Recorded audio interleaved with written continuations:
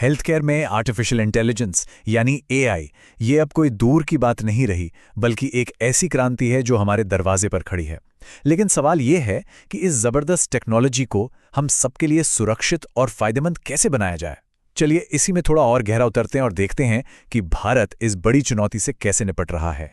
और यहीं पर वो सबसे बड़ा सवाल खड़ा होता है जिसका जवाब आज दुनिया भर की सरकारें और टेक्नोलॉजी कंपनियां खोज रही हैं। देखिए, एक तरफ तो एआई में वो ताकत है कि वो बीमारियों को पकड़ने से लेकर उनके इलाज तक में सब कुछ बदल सकता है। लेकिन दूसरी तरफ इसके गलत इस्तेमाल और हमारी सुरक्षा को लेकर भी तो चिंताएं हैं। तो फिर वो सही संतुलन कहाँ मिलेगा? और इस बड़े सवाल का जवाब भारत ने दिया है दो नए जबरदस्त प्लेटफॉर्म्स के साथ, SAHI और बोध। इन्हें हाल ही में लॉन्च किया गया ताकि ये पक्का हो सके कि जब बात हमारी सेहत की हो तो एआई हमेशा इंसानों की भलाई के लिए ही काम करे। ये सिर्फ कोई छोटे-मोटे टेक्निकल अपडेट्स नहीं हैं, बल्कि एक बहुत बड़े बदलाव का इशारा है। तो आज हम क्या-क्या देखने वाले हैं? सबसे पहले एआई हेल्थ के लिए जो नए नियम बन रहे हैं उनको समझेंगे। फिर साही और बोध क्या हैं ये जानेंगे। इसके बाद देखेंगे कि ये भारत के बड़े डिजिटल प्लान में कैसे फिट होते हैं। और आखिर में ये सब हम सब के लिए इतना जरूरी क्यों है। तो चलिए शुरू करते हैं पहले हिस्से से।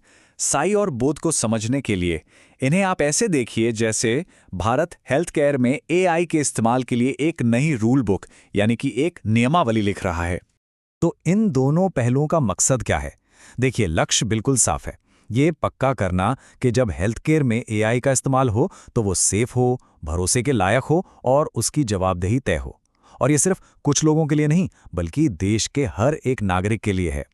तो चलिए सबसे पहले बात करते हैं साही की। आप साही को एआई हेल्थ के लिए बनाया गया एक तरह का संविधान समझ सकते हैं।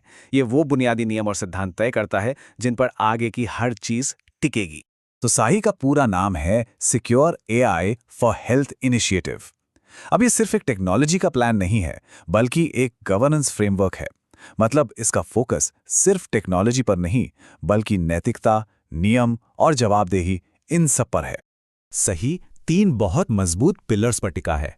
पहला है नैतिक उपयोग, यानी एआई का इस्तेमाल खुले तौर पर हो, पूरी पारदर्शिता के साथ। दूसरा है डेटा गवर्नेंस, जो हमारे हेल्थ डेटा को सुरक्षित रखने के लिए एक पक्का रोड मैप बनाता है। और तीसरा, जो शायद सबसे अहम है, वो है जन केंद्रित नजरिया। मतलब कोई भी टेक्नोलॉजी अच्छी है या बुरी, इसका फैसला इस बात से होगा कि वो इंसानी गरिमा और सुरक्षा को कितना ऊपर रखती है। अच्छा, तो ये तो हुई नियमों की बात। अब आते हैं दूसरी पहल पर। देखिए, अगर साइले एक रूल बुक है तो बोध वो इम्तिहान है जिसे हर एआई टूल को पास करना ही होगा इससे पहले कि वो हम तक पहुंचे। तो ये बोध है क्या? इसका पूरा नाम है benchmarking open data platform for health AI. सीधे शब्दों में कहें तो ये एक क्वालिटी कंट्रोल सिस्टम है। इसका काम ये देखना है कि कोई भी एआई टूल, चाहे वो बीमारी का पता लगाने वाला ऐप हो या कुछ और, उसे इस्तेमाल की इजाजत तभी मिले जब वो हर कसौटी पर खरा उतरे। बोध असल में तीन जरूरी काम करता है। पहला, वेरिफिकेशन, यानी एआई मॉडल्स की सख्ती से जांच करना।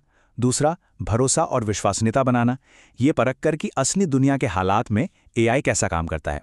और तीसरा, एक ऐसा माहौल बनाना जहां सरकार, इंडस्ट्री और हमारे रिसर्च इंस्टीट्यूट्स मिलकर काम कर सकें ताकि सबसे अच्छे और सुरक्षित एआई समाधान बनाए जा सकें।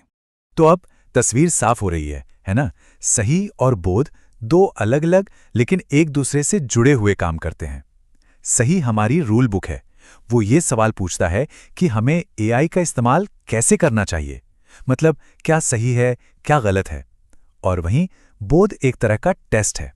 वो ये जांचता है कि क्या ये एआई असल में काम करता भी है, मतलब उसका परफॉर्मेंस कैसा है। एक नियम तय करता है तो दूसरा नतीजों को परखता है। तो अब हमारे पास तस्वीर के दो हिस्से हैं, सही जो नियम बनाता है और बोध जो नतीजों को परखता है। लेकिन ये समझना बहुत जरूरी है कि ये दोनों पहले कहीं आसमान से नहीं टपकी हैं। ये भारत के एक बहुत बड़े और सोचे समझे डिजिटल हेल्थ प्लान का हिस्सा है। जी हाँ, ये कोई अचानक लिया गया फैसला नहीं है। ये असल में भारत की डिजिटल हेल्थ यात्रा का एक बहुत सोची समझी अगली कड़ी है। ये उस नींव पर बन रहा है जिसे पिछले कई सालों में तैयार किया गया है। अगर हम पीछे मुड़कर देखें तो इसकी नींव 2017 में ही रख दी गई थी नेशनल हेल्थ पॉलिसी के साथ।